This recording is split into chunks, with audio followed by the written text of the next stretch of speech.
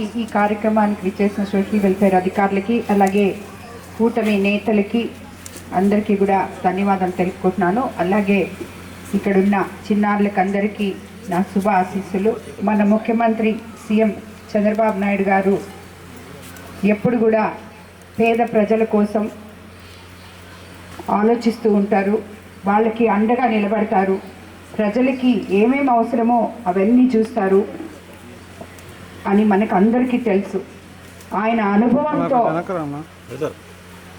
మీరు social welfare హాస్టల్స్లో చిన్నారులు ఏవైతే అవసరమో ఉంటే వాళ్ళు కంఫర్టబుల్గా కార్పొరేట్ స్కూల్లో లేదు తల్లిదండ్రుల దగ్గర ఇంట్లో ఉండి చదువుకుంటారో ఆ కంఫర్ట్స్ అన్నీ ఇస్తే ఈ విద్యార్థులందరూ బాగా చదువుకొని వాళ్ళ కళ్ళలకి బాటలు వేసుకుంటూ తల్లిదండ్రుల కళ్ళలకి బాటలు వేసుకుంటూ బంగారు భవిష్యత్తులోకి అడుగు పెడతారు అనే ఒకే ఒక కోరికతో ముఖ్యమంత్రి చంద్రబాబు నాయుడు గారు మన రాష్ట్రం ఆర్థిక పరిస్థితి అస్తవ్యస్తంగా ఉన్నప్పటికీ కూడా 3rd క్లాస్ నుంచి పీజీ వరకు ఉన్న హాస్టల్లో ఎవరైతే వెల్ఫేర్ హాస్టల్స్లో ఉన్నారో వాళ్ళకందరికీ కూడా ఒక బ్లాంకెట్, 2 నైట్ డ్రెస్లు, అలాగే భోజనం చేయడానికి ప్లేటు, గ్లాస్, ఒక స్వెటర్,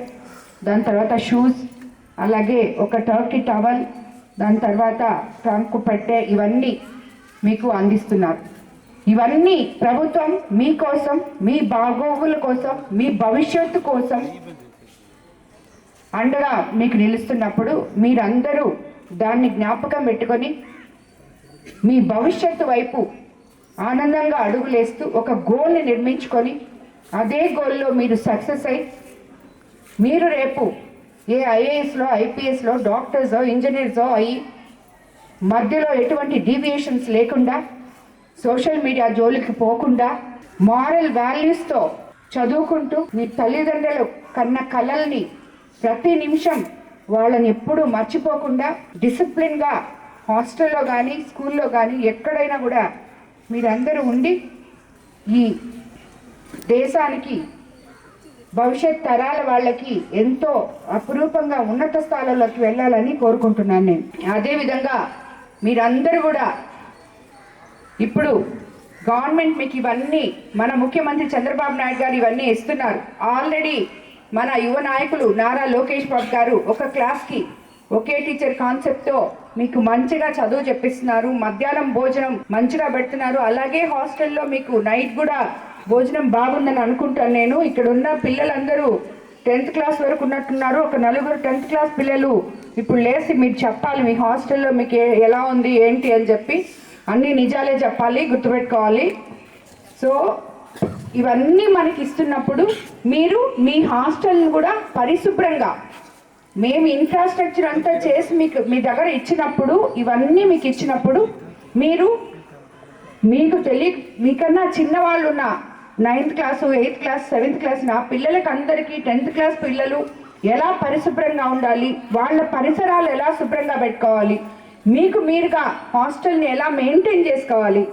ఆదివారం పూట అనుకోండి ఒక 2 గంటలు దానికోసం మీరు కష్టపడాలంటే మీ హాస్టల్ మీ చుట్టుపక్కల పరిశుభ్రంగా ఉన్నప్పుడు మీరు చదువుకోవడానికి కూడా ఆ వాతావరణం మీకు ఎంతో ఉపయోగపడుతుంది. కాబట్టి ఇవన్నీ గుర్తుపెట్టుకొని మీరు చక్కగా చదువుకోవాలి. అందరికీ all the best. Congratulations once again. CM గారు ఇచ్చిన ఈ అపురూపమైన కానుకకి మీరందరూ కూడా దాన్ని ఉపయోగించుకొని ఇంకా బాగా చదువుకోవాలని చెప్పి, ఇంకా మంచి రిజల్ట్స్ వచ్చేసారి రావాలని చెప్పి కూడా అందరినీ కోరుకుంటున్నాను.